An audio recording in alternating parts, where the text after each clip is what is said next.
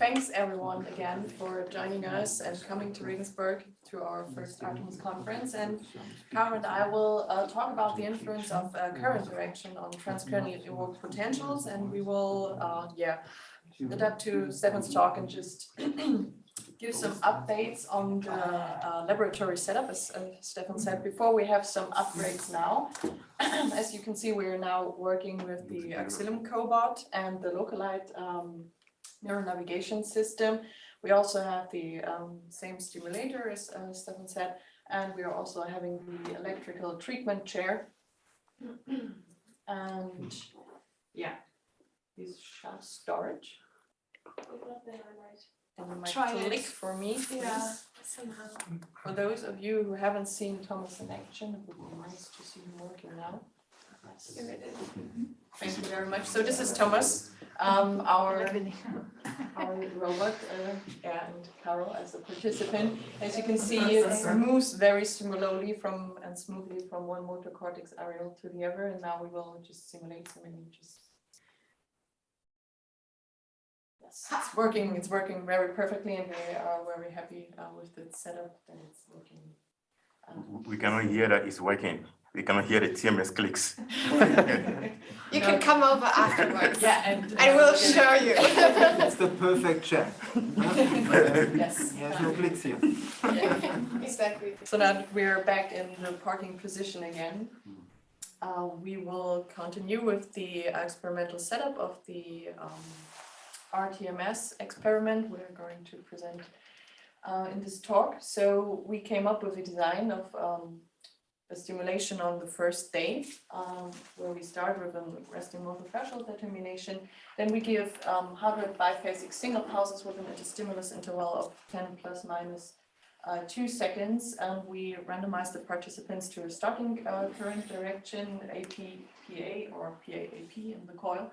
Then we have a pause of 5 minutes. Then we'll administer ARTEMIS, 2000 biphasic pulses at a 1 Hertz condition, have a 5-minute break again, and repeat the 100 single biphasic pulses.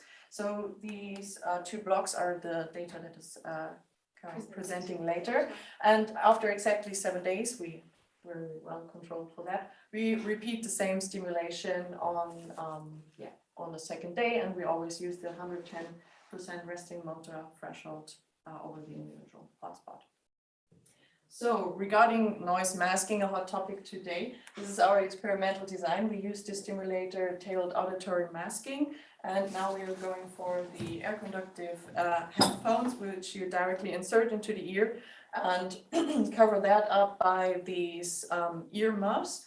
And we use the TAAC, which Gordon mentioned before, to directly tailor the white noise to the McVenture stimulator. And we were able to completely suppress the TMS clicks, so the participants reported that they weren't able to hear it anymore before we started the data acquisition.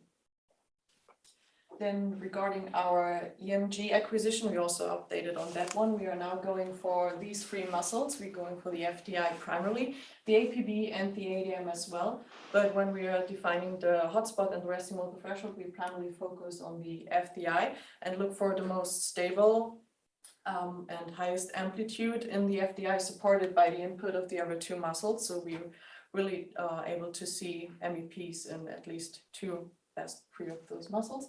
And this is something I adapted from Desmond. This is some screenshots from the Localite software, because we are developing a semi-automated hotspot search algorithm in the Localite software, together with Desmond and Roman from Munich. And what we are doing, Carol will talk about that in a minute, is we are applying a grid and look for the best point in the grid, and then apply a grid again in the Localite software, and the cobot will navigate these points to find the best hotspot. And yeah, with that, I'm handing over to you. Thank you. So we also have the individual MRIs, T1 scans for each of the participants, so that we can exactly adapt to the individual brains. So this is a flow chart that all of the people doing the setup with us and doing the experiments of us do, so our fellow students.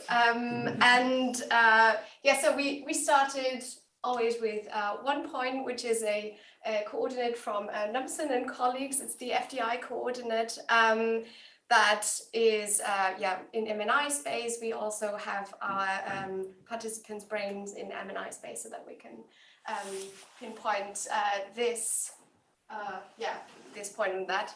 And on top of that, we set a 4x4 grid.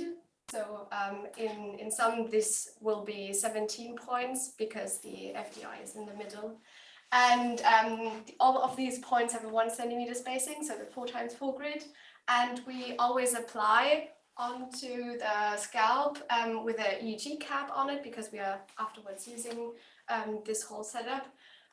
We apply pulses with 55% of maximal stimulator output and get through each of these points. And in case we don't find any visible MEPs in the FDI especially, we increase the maximum stimulator output by 5%, and visible MEP says above 50 microvolts, so general wording. And in case we see visible MEPs, we identify these points where we see a visible MEPs and get the exact hotspot from the first grid for this exact point that has 3 out of 4 valuable or valid MEPs. And after that, we apply a smaller grid on this resulting point, a 3x3 grid, and with a centimeter spacing of 0.5, so even more detailed, and go off the whole procedure once again so that we can find the ideal and objectively created individual motor hotspot. And concerning the preliminary results, we already have 6 participants where we looked at the data, and here you can see these individual lines that, sorry, Stefan, again, we canceled out from your presentation somehow, and the mean of that, of these 6 participants as a black line. And this is for the condition in the baseline, so before any RTMS has happened to this individual. And we can see that for APPA current direction in the coil, we have this very prominent N15, P30, P60, and 145 is not that much, but it's only 6 participants, so let's see. For our ROI around the motor cortex, so these are the electrodes, and it's also the mean of these 100 trials, and mainly we had to throw out like 10 to 15 trials, so no, even less maybe, so 10 trials, 10% maybe.